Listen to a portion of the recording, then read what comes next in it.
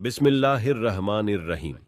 कुरान पाक के रुश्द व हिदायत का पैगाम चूंकि इब्राहीमी मिल्लत का पैगाम है, इसलिए कुरान पाक में जगह जगह हजरत इब्राहीम अलैहिस्सलाम का जिक्र किया गया है, जो मक्की मदनी दोनों किस्म की सूरतों में मौजूद है। यानी 35 सूरतों की 63 आयतों में हजरत इब्राहीम अलैहिस्सलाम का जिक्र मिलता है। कुरान पाक के एतबार से हजरत इब्राहीम अलैहिस्सलाम के वालिद का नाम आजर है।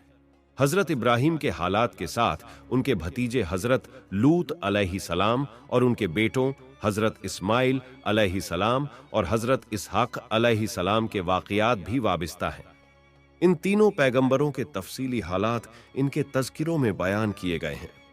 तौरात ये बताती है कि हजरत इब्राहीम इराक के कस्बाउर के बाशिंदे थे और अहले फद्दान में से थे और उनकी कौम बुत परस्त थी, जबकि इंजील में साफ लिखा है कि उनके वालिद नज्जारी का पेशा करते और अपनी काम के अलग अलग कबीलों के लिए लकड़ी के बुत बनाते और बेचा करते थे। मगर हजरत इब्राहीम अलैहिस्सलाम को शुरू ही से हक की बसीरत और रुश्द व हिदायत अता फरमाई और वे यह यकीन रखते थे कि बुत न देख सकते हैं, न सुन सकते हैं और न किसी की पुकार का जवाब दे सकते हैं और न नफा व नुकसान का उनसे कोई वास्ता है और न लकड़ी के खिलौनों और दूसरी बनी हुई चीजों के, और उनके बीच कोई फर्क और इम्तियाज है। वे सुबह व शाम आंखों से देखते थे कि इन बेजान मूर्तियों को मेरा बाप अपने हाथों से बनाता और गढ़ता रहता है,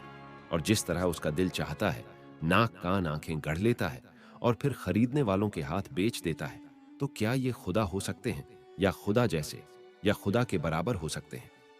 हजरत इब्राहीम अलैहिस्सलाम ने जब यह देखा कि कौम बुत परस्ती, सितारा परस्ती और मज़ाहिर परस्ती में ऐसी लगे हुई है कि खुदा ए बरतर की कुदरत मुतलका और उसके एक होने और समद होने का तसव्वुर भी उनके दिलों में बाकी न रहा, और अल्लाह के एक होने के अकीदे से ज्यादा कोई ताज्जुब की बात नहीं रही,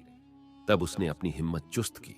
और जाते वाहिद के भरोसे पर उनके सामने दीन हक का पैगाम रखा और ऐलान किया, ऐ कौम, यह क्या है जो मैं देख रहा हूं कि तुम अपने हाथ से बनाए हुए बुतों की परस्तिश में लगे हुए हो? क्या तुम इस कदर गफलत के ख्वाब में हो कि जिस बेजान लकड़ी को अपने हथियारों से गढ़कर मूर्तियां तैयार करते हो, अगर वे मर्जी के मुताबिक न बने तो उनको तोड़कर दूसरे बना लेते हो। बना लेने के बाद फिर उन्हीं को पूजने और नफा नुकसान का मालिक समझने लगते हो। तुम इस खुराफात से बाज आ जाओ, अल्लाह की तौहीद के नज्म गाओ और उसे एक हकीकी मालिक के सामने सरे नियाज झुकाओ, जो मेरा, तुम्हारा और कुल कायनात का खालिक व मालिक है। मगर कौम ने उसकी आवाज पर बिल्कुल ध्यान न धरा, और चूंकि हक सुनने वाले कान और हक देखने वाली निगाह से महरूम थी, इसलिए उसने जलीलुल कद्र पैगंबर की दावते हक का मजाक उड़ाया और ज्यादा से ज्यादा तमरुद व सरकशी का मुजाहरा किया। हजरत इब्राहीम अलैहिस्सलाम देख रहे थे कि शिर्क का सबसे बड़ा मरकज खुद उनके अपने घर में कायम है, और आजर की बुतपरस्ती और बुतसाजी पूरी कौम के लिए एक धुरी बनी हुई है। इसीलिए फितरत का तकाजा है कि हक की दावत और सच्चाई के पैगाम के फर्ज की अदायगी की शुरुआत घर से ही होनी चाहिए। इसलिए हजरत इब्राहीम ने सबसे पहले अपने वालिद आजर ही को मुखातब किया और फरमाया, ऐ बाप, खुदा परस्ती और मारफत इलाही के लिए जो रास्ता तूने अपनाया है और जिसे आप बाप दादा का पुराना रास्ता बताते हैं, यह गुमराही और बातिल परस्ती का रास्ता है, और सीधा रास्ता राह हक सिर्फ वही है जिसकी मैं दावत दे रहा हूं। ऐ बाप, तौहीद ही नजात का सरचश्मा है, न कि तेरे हाथ के बनाए गए बुतों की पूजा और इबादत। इस राह को छोड़कर हक और तौहीद के रास्ते को मजबूती के साथ अख्तियार कर, ताकि तुझको अल्लाह की रजा और दुनिया और आखिरत की सादत हासिल हो। मगर अफसोस कि आजर पर हजरत इब्राहीम अलैहिस्सलाम की नसीहतों का बिल्कुल कोई असर नहीं हुआ, बल्कि हक कबूल करने के बजाय आजर ने बेटे को धमकाना शुरू किया। कहने लगा कि इब्राहीम, अगर तू बुतों की बुराई से बाज ना आएगा तो मैं तुझको पत्थर मार मार कर हलाक कर दूंगा।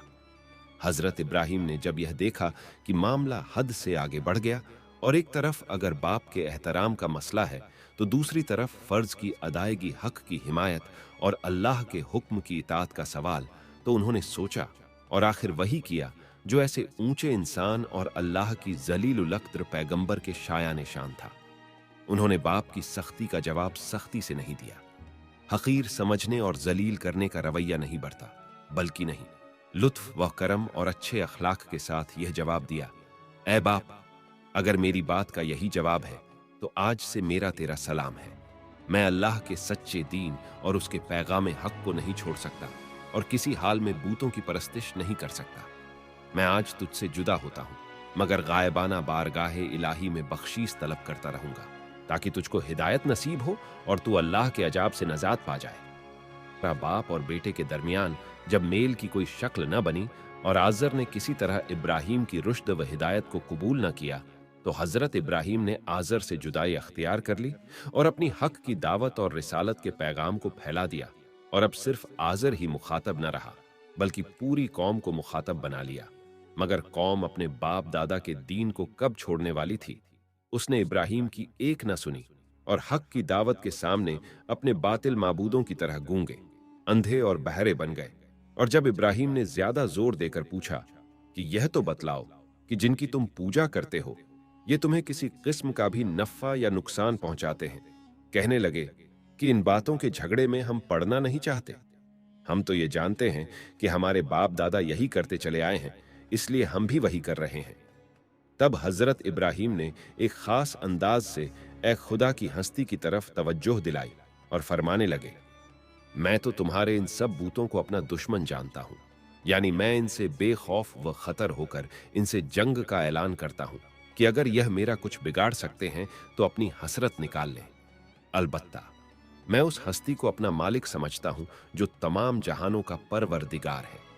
जिसने मुझको पैदा किया और सीधा रास्ता दिखाया, जो मुझको खिलाता पिलाता यानी रिज्क देता है, और जब मैं मरीज हो जाता हूं तो वह मुझको शिफा बख्शता है, और मेरी जिंदगी और मौत दोनों का मालिक है, और यानी खताकारी के वक्त जिससे यह लालच करता हूं कि वह कयामत के दिन मुझको बख्श दे, और मैं उसके हुजूर में यह दुआ करता रहता हूं,